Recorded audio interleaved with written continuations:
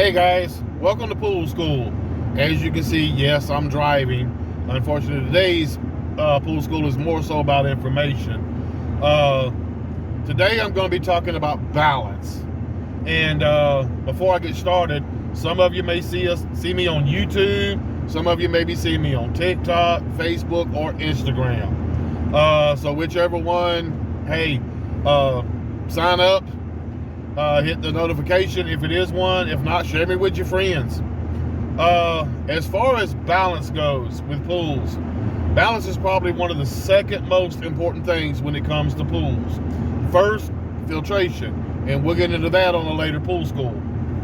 As far as balance goes, you have some main variables. You have your chlorine level, you have your pH level, you have your alkalinity level, you have your calcium level, and you have a stabilizer level. You also have several other things involved with that, and we'll get into that as well later on. First off, chlorine. Chlorine's gotten a bad rap.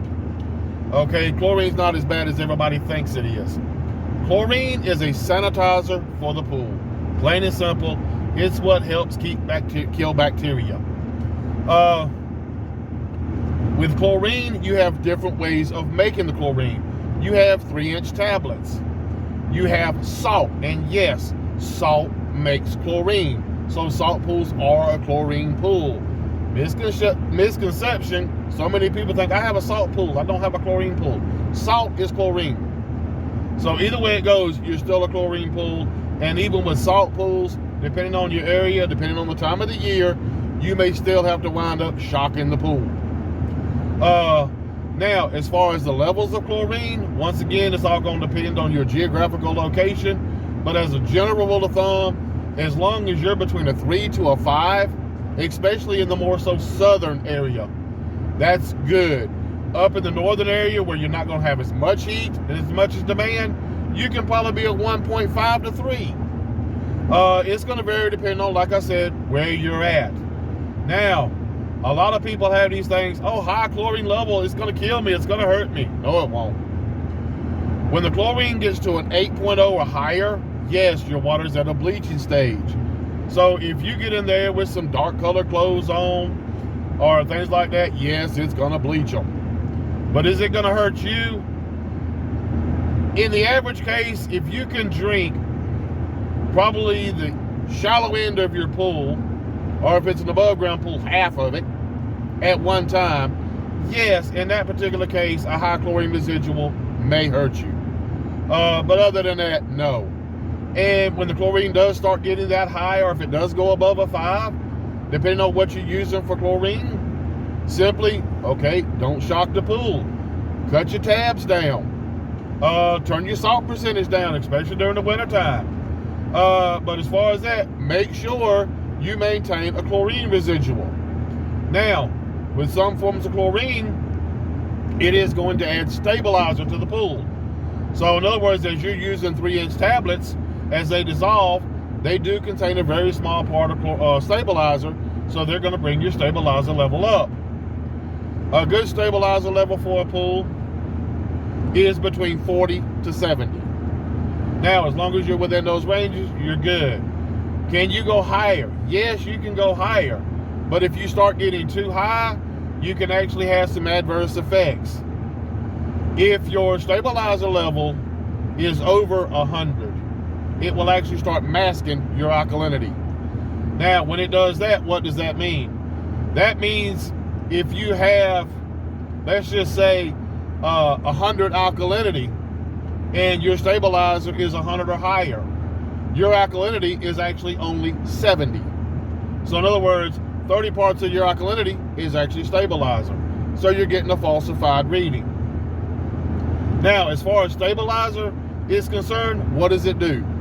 It helps protect the chlorine from the UV rays of the sun. It creates an invisible shield over the water that protects it from the UV rays.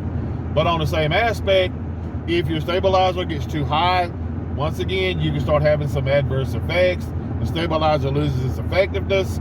So 40 to 70, if you're a sand filter, if your stabilizer starts creeping up too high, contrary to what people may tell you, oh, drain 3 or 4 feet out of your pool. No. just start doing longer backwashes.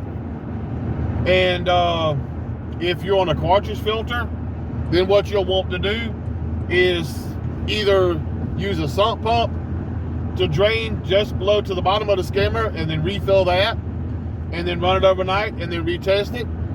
Depending on what your stabilizer level is, the higher you go, the more you're going to have to repeat this process. Also, with that being said, with the alkalinity, your alkalinity is actually your buffer for your pH. Now, what does that do? It keeps the pH from having a lot of fluctuation. In other words, high alkalinity, you're going to have a high pH. Low alkalinity, you're going to have a low pH. With all that being said, there's a whole lot of ways to adjust alkalinity, pH, and everything else. But for right now, I'm actually at a point in time where I'm fixing to cut today's pool school short.